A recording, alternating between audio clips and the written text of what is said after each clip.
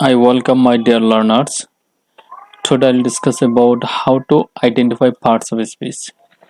প্রথমে আমাদের জানতে হবে পার্টস অফ স্পিচ কাকে বলে।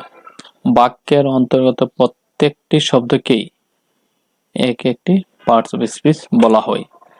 পার্টস অফ স্পিচ 8 প্রকার: noun, pronoun, adjective, verb, adverb, preposition, conjunction, interjection.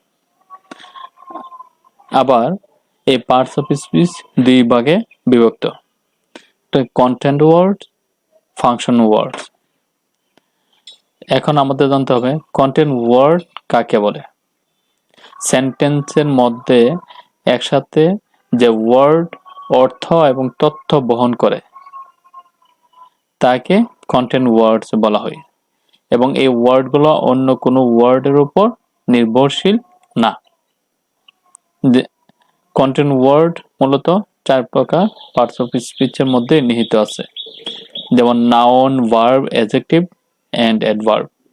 এই 4 প্রকার পার্টস অফ স্পিচ হলো কন্টেন্ট ওয়ার্ডস। এখন আমরা আলোচনা করব ফাংশন ওয়ার্ডস। যে সেন্টেন্সের মধ্যে যে ওয়ার্ডগুলো অর্থ থাকা সত্ত্বেও নিজস্বভাবে কোনো অর্থ বহন করতে পারে না, কন্টেন্ট ওয়ার্ডের উপর নির্ভরশীল থাকে এবং নির্ভরশীল রাখার পর গ্রামাটিক্যালে সম্পর্ক স্থাপন করে, তাকে ফাংশন ওয়ার্ডস বলা হয়। যেমন pronoun, preposition, conjunction and interjection. এই 4 প্রকার পার্টস অফ স্পিচ হলো ফাংশন ওয়ার্ডস। ওকে, আমাদের যে মেইন আলোচনার বিষয় হলো সেটা হলো কিভাবে আমরা পার্টস অফ স্পিচ আইডেন্টিফিকেশন অর্থাৎ চিহ্নিতকরণ করব। এক্ষেত্রে আমাকে প্রথমে ভাবতে হবে কন্টেন্ট ওয়ার্ডস নিয়ে, কারণ কন্টেন্ট ওয়ার্ডস গুলোকেই কি চিহ্নিত করা হয়। যদি কেউ একটা ওয়ার্ড দিয়ে বলে এটা কোন পার্টস অফ স্পিচ, ওটা চিহ্নিত করুন। এক্ষেত্রে যে আমাদের 4 প্রকার পার্টস অফ স্পিচ নিয়ে কি ভাবতে হবে: noun, verb, adjective and adverb. এখন কেউ যদি একটা ওয়ার্ড দিয়ে বলে এটা কোন পার্টস অফ স্পিচ, যেমন এডুকেশন, ওটা কোন পার্টস অফ স্পিচ। এখন আমাকে চিন্তা ভাবনা করতে হবে যে এই ওয়ার্ডের পরে নতুন কোনো ওয়ার্ড যুক্ত হয় কি না।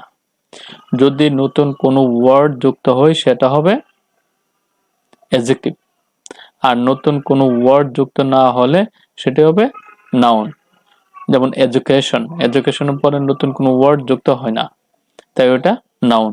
আর এডুকেটেড যদি বলা হয় ওটা কি কোন পার্টস অফ স্পিচ, যেমন educative person, educative area, educative documentary, তারপর এডুকেটিভ ড্রামা এটসেট্রা।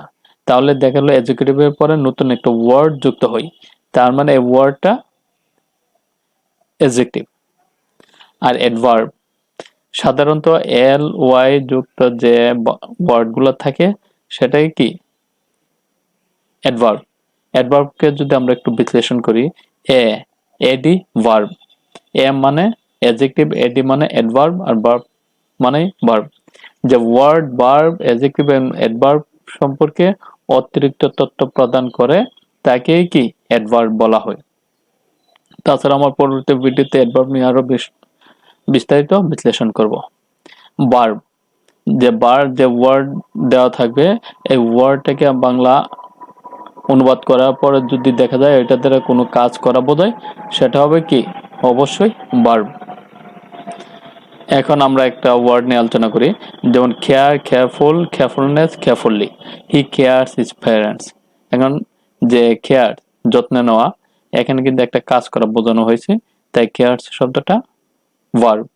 এখানে careful, he is a careful person, এই কেয়ারফুলের পরে কিন্তু নতুন একটা ওয়ার্ড যুক্ত হয়েছে যা কেয়ারফুলের সাথে কি সম্পর্ক যুক্ত, তাই এই কেয়ারফুলটা adjective.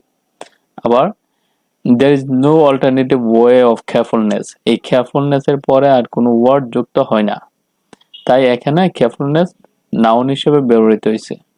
he studies very carefully, এখানে carefully ly, সাধারণত ly যুক্ত থাকলে আমরা অ্যাডভার্ব হিসেবে জানি। তা এইভাবেই কি আমরা আমাদের পার্টস অফ স্পিচকে চিহ্নিত করতে পারি। আজকে আমরা এই পর্যন্ত আলোচনা করব। পরবর্তী ভিডিওতে আরো ডিটেইলস ইনশাল্লাহ আলোচনা করব। আমার ভিডিওটি দেখে যদি ভালো লেগে থাকে অবশ্যই সাবস্ক্রাইব করে আমাদের সাথে থাকবেন। ধন্যবাদ সবাইকে।